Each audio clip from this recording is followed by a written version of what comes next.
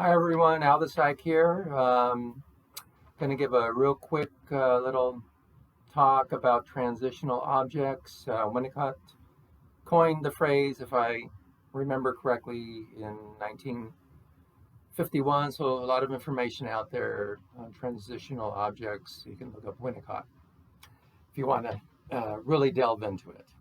So transitional objects. I think of Linus, from Peanuts. He has his blanket, nice, warm, fuzzy blanket that kind of keeps him secure and comfortable as a transitional object that probably most people might think about, or you can actually think about Linus's thumb that's in his mouth all the time. We could kind of talk about his thumb being a transitional object as well.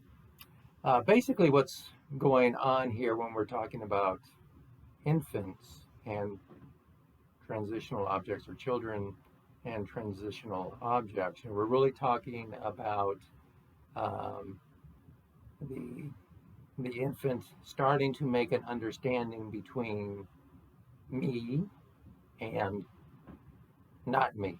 Okay, so ego boundaries are starting to develop, and if you wanted to really explore this area, you could look into object relations theory, and you'll get some really interesting information about that.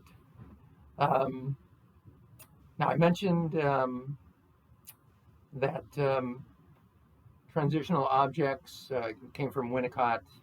He was kind of the one that coined it, and from his perspective, he was saying that the transitional object should not change unless the infant changes it. Okay, so I'm going to take a little heat on this, and then from my perspective, actually, I think parents can actually assist the child in having more than one transitional object. And I think back when I was a kid, I still remember I had several objects that were near and dear to me that I would consider, looking back, I would consider as transitional objects. Um, might be a good idea to actually have more than one. If you lost one object, you've got the other two to fall back on. I know some parents, what they'll do is they'll buy two of the same object just in case one gets lost, or if you have this a blanket that needs to be washed, you've got the other blanket to kind of throw in there as the backup. Um, from my perspective, I think it's just nice to actually have a few of them, and it makes it a little bit easier, I think, to where the child can refer to and rely on more than one object.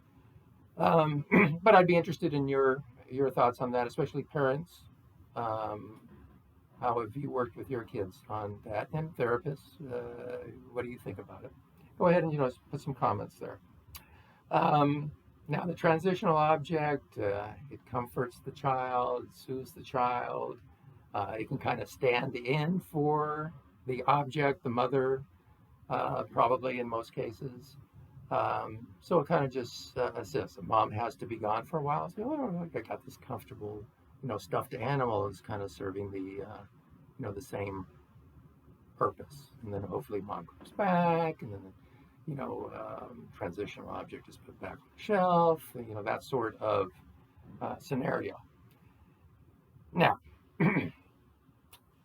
transitional objects don't need to be warm and fuzzy, although again, I think that's probably the main way definitely the main way I look at them, and probably the way most people think of transitional objects, something warm and fuzzy that you can kind of hold on to, put close to your body.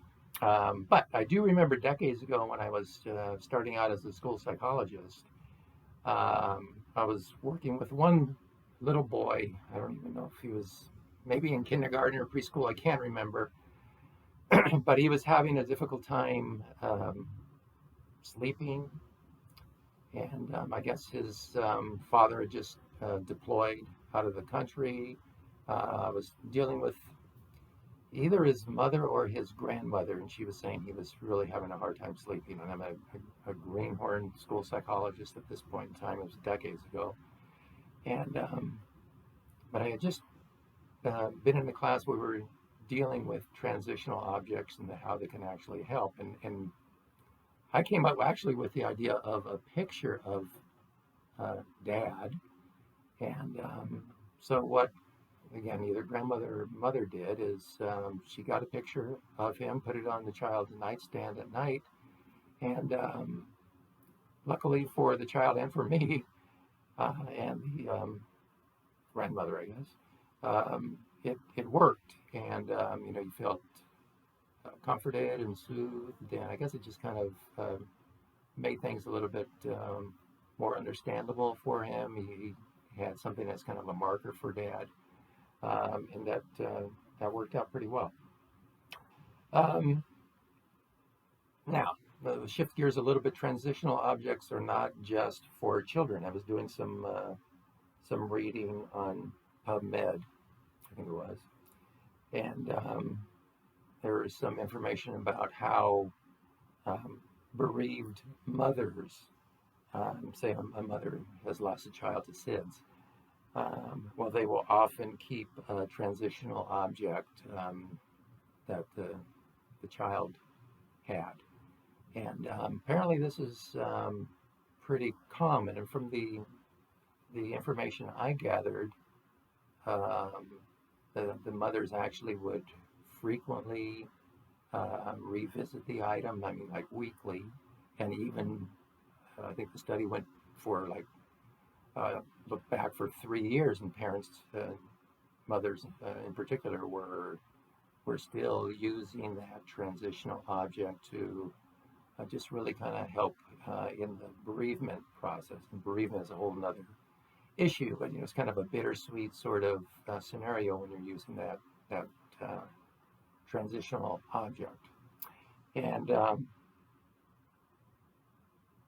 again, think of transitional objects, and I think the first thing that goes into your mind is, okay, the young child, but as adults, we use the transitional objects as I just mentioned, but we also use them, maybe for our own parents. So, like, I think of myself in particular. Well, I've got both my parents have passed away. I have a couple of objects, from my father, a couple of watches. Sometimes I wear an old hat of his when I'm working out in the yard, and my mom, who actually had an ICD implanted for her heart. When she passed, I thought it was going to be a big fight between me and my sisters to get that, but they actually didn't want it, but I did. And so, I took the ICD, and even it's not warm and it's not fuzzy, but in terms of what it did for my mom, in terms of maybe giving her a few more years of life, there's quite a bit of value into this hard piece of metal. So it has a nice little place, that I keep it in, a nice little box, and so it works fine for me. So I'd be interested in your thoughts, any other transitional objects that maybe you use that work. And for the time being, I think we're done. Again, all the information I give is just kind of informational information, if that makes sense. I'm not trying to provide therapy or anything like that for anybody. Okay.